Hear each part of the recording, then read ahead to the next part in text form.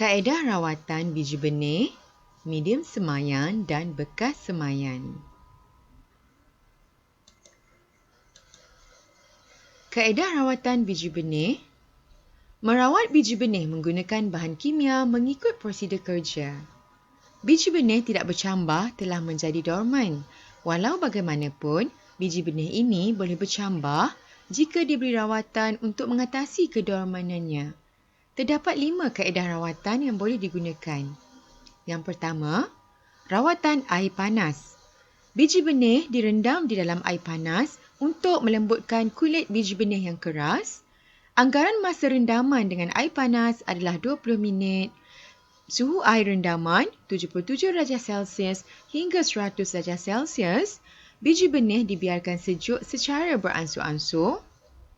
Biji benih yang telah kembang boleh disemai, manakala biji benih yang tidak mempunyai perubahan perlu mengulang proses rawatan. Rawatan mekanikal lazimnya dilakukan pada biji benih yang mempunyai kulit yang tebal. Rawatan yang perlu dilakukan adalah dengan menggosok biji benih dengan menggunakan kertas pasir atau meretakkan kulit biji benih. Rawatan ini harus dilakukan dengan berhati-hati supaya tidak mencederakan embrio. Rawatan suhu tinggi.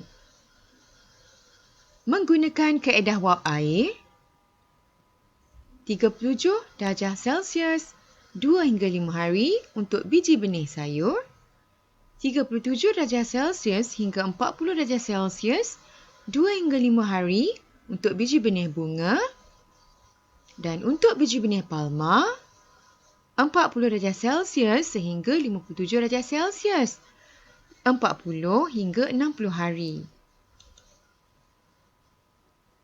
Rawatan suhu rendah. Sesuai untuk biji benih iklim sederhana, temperate, tujuan rawatan suhu rendah untuk merangsang perubahan fisiologi biji benih.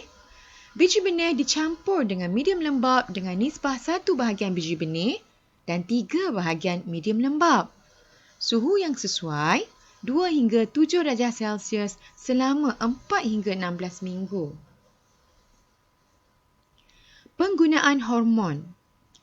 Gibberellins merupakan hormon tumbuhan yang berfungsi untuk mengatasi masalah kedormanan fisiologi dan kedormanan embrio. Cytokinin mengatasi penghalang percambahan seperti hormon tumbuhan yang mengakibatkan kedormanan biji benih. Menyediakan medium semayan dan bekas semayan mengikut prosedur kerja. Terdapat beberapa jenis medium penyemayan yang boleh digunakan.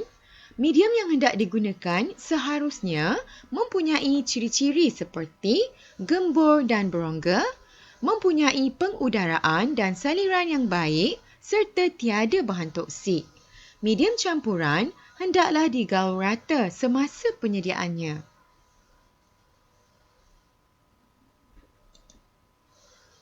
Prosedur kerja. Langkah 1, menyediakan alatan dan bahan. Menyediakan medium semayan yang terdiri daripada tanah lom, bahan organik dan pasir sungai. Gambar rajah menunjukkan bekas tanah, sudik tangan, tong penyiram, penapis, sarung tangan, pasu plastik, bahan organik, pasir sungai dan tanah lom. Antara contoh bekas semayan, pasu kecil, pasu plastik, dulang semayan dan polybag. Langkah 2, menapis ketiga-tiga bahan tersebut iaitu tapis tanah lom, bahan organik dan pasir secara berasingan. Kemudian, sukat bahan tersebut mengikut nisbah 2:1:1. Langkah 4, mencampurkan bahan dan gaul hingga sekata. Langkah 5, memasukkan medium campuran tersebut ke dalam bekas semayan. Sekian, terima kasih. Selamat belajar.